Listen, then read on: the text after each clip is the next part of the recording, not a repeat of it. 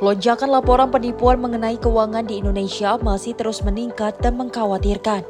Untuk itu OJK bersama Satgas Pasti membentuk IESC yang merupakan pusat penanganan penipuan atau scam yang menggunakan transaksi di sektor keuangan dengan metode penanganan yang cepat dan berefek jerah. Kepala Eksekutif Pengawas Perilaku Pelaku Usaha Jasa Keuangan Edukasi dan Perlindungan Konsumen OJK, Friderika Widiasari Dewi, menyampaikan melalui kampanye berantas scam dan aktivitas keuangan ilegal, peran dan tugas antara Satgas Pasti dan Anti-Scam Center Indonesia. Satgas Pasti sudah menghentikan dan menemukan 1.840 entitas keuangan ilegal di sejumlah situs dan aplikasi dan memblokir 22.993 nomor telepon yang dilaporkan korban scam dan sebanyak 359.733 rekening terverifikasi dengan 72.145 rekening telah diblokir. Dan untuk Indonesia Anti-Scam Center sudah menerima pengaduan 700 hingga 800 laporan mengenai penipuan keuangan, sedangkan di negara lain seperti Singapura dan Hong Kong hanya berkisar 100 laporan per harinya. Membentuk Satuan Tugas Pemberantasan Aktivitas Keuangan Ilegal. Ini juga suatu yang harus kita manfaatkan ya. Kalau Bapak Ibu mendapat informasi atau apa, silahkan adukan ke Satgas Pasti. Kita sudah menutup lebih dari 1.800 entitas keuangan ilegal, baik itu berupa pinjol ilegal, kemudian penawaran investasi ilegal dan lain-lain yang sudah sangat meresahkan.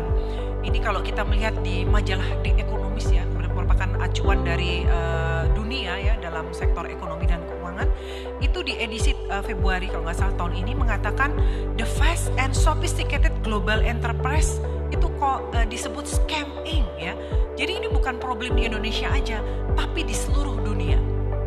Jadi kalau boleh saya sampaikan juga ya, awalnya itu kami regulator tuh bertemu dalam satu forum IOSCO, International Organization of Security Commission ya. Itu untuk bagaimana kita mengawasi market dan lain-lain ya. Ada satu chapter tentang pelindungan konsumen.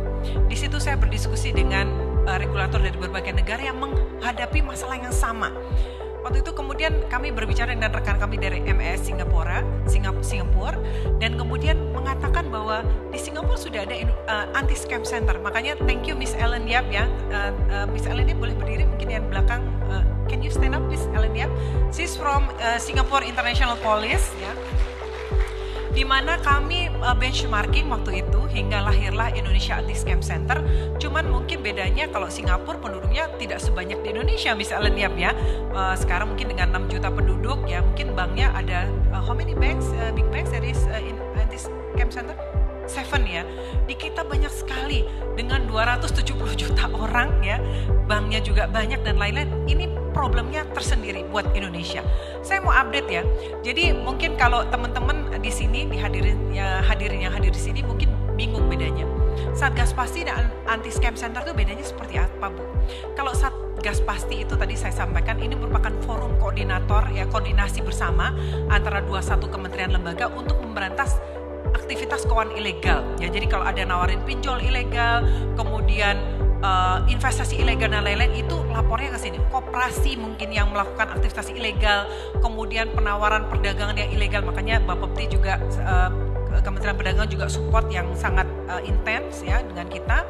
Sedangkan kalau Anti-Scam Center ini adalah mereka yang sebetulnya sudah menggunakan jasa perusahaan-perusahaan yang legal dan berizin, tapi kemudian mereka kena tipu begitu ya. Jadi mungkin Bapak Ibu yang di ruangan ini juga pernah menjadi korban ya, atau saudaranya atau apa, sudah menjadi nasabah bank yang resmi legal berizin ya. Kalau bank berizin OJK, tapi kemudian nggak sengaja transfer, nggak sengaja mereka kena scam, mungkin love scam, tawaran pekerjaan dan lain-lain, itu masuknya diadukan ke Indonesia Anti-Scam Center yang juga merupakan dimiliki oleh seluruh Satgas Pasti tersebut. Peluncuran kampanye nasional berantas scam dan aktivitas keuangan ilegal turut berkolaborasi dengan berbagai pihak, yakni Kementerian Komunikasi dan Digital, Badan Cyber dan Sandi Negara, dan Asosiasi Vintage Indonesia. Tim redaksi Simpo TV melaporkan.